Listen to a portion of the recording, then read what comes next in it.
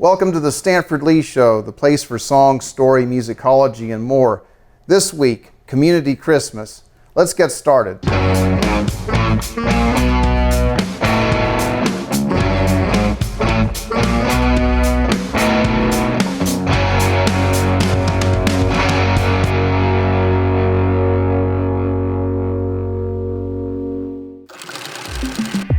So this episode's about community, and I wanted to reflect on growing up and where I grew up.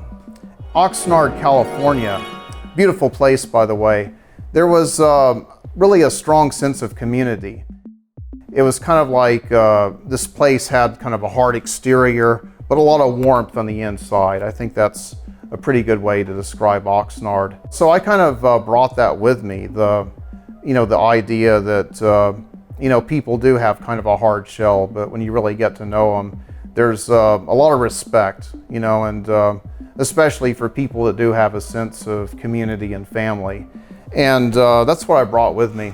It was kind of fun because, think of this, it's like the holidays, and my counselors and teachers at the church, they don't have, it's like they have kind of a, what's the word for it, a naive view of, what's around them. I think I was just starting to understand my surroundings growing up, and it was difficult because if I'm going to, it wasn't one of these fancy private schools, it was kind of like what I would call a blue jean private school, like, we're not kind of like one of those snobby things, but being kind of sheltered from a lot of what's going on, and then having these opportunities where we're just kind of thrust into the world.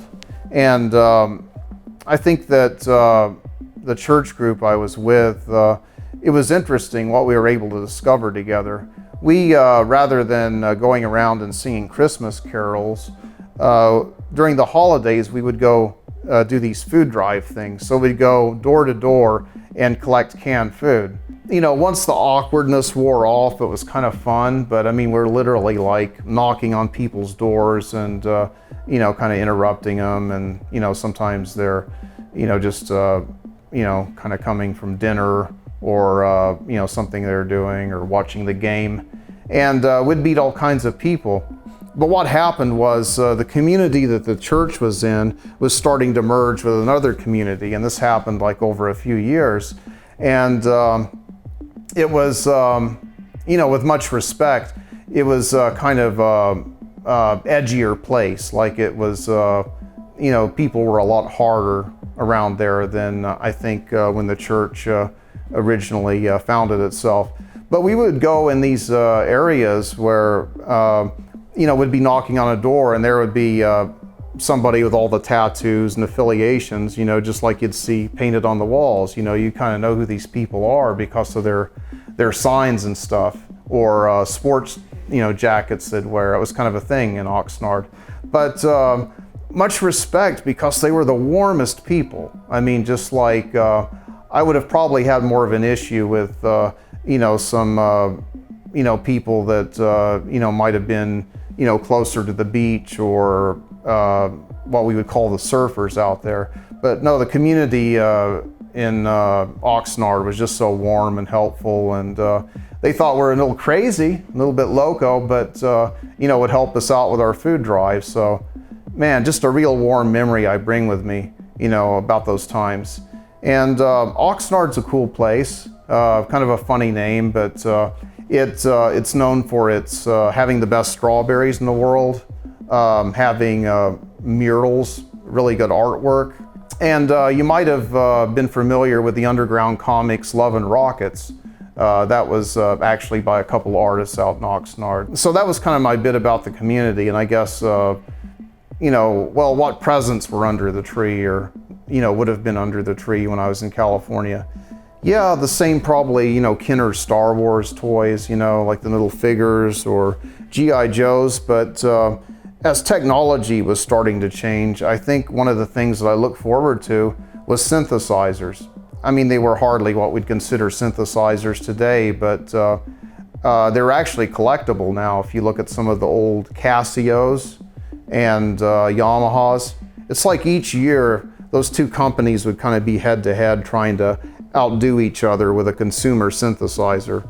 Sometimes you get some really cool sounds, sometimes they'd break after a few months, but they were the earliest memories of like having something you could kind of use as a producer and make a song with. It was really, really special, and stuff now is a lot cheaper. I mean, it's I can get something like this that can sound like a Prophet or one of those keyboards like a Mini Moog that would have been unattainable back in the day, for the price of a Casio. So technology and consumer technologies come a long ways.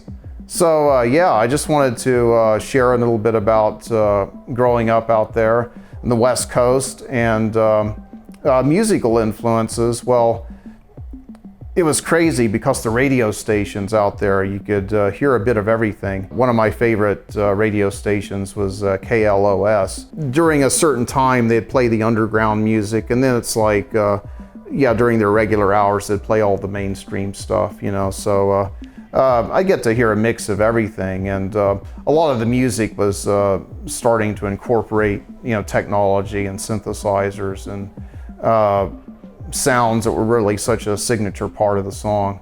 I think it was, sometime after Yes and that great era of rock and synthesizer, there was this wave of, interesting music that came in.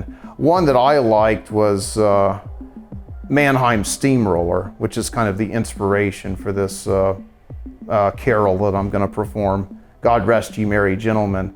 And I hope you enjoy it.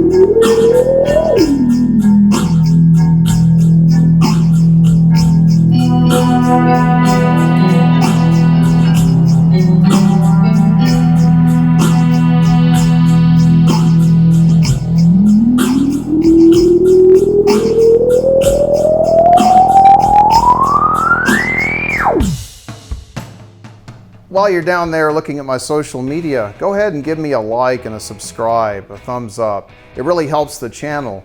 And if you're interested in learning more about some of my gear and equipment I use in the studio, look at us on Instagram and some of our other social media. And thanks, and I'll see you next time on the Stanford Lee Show.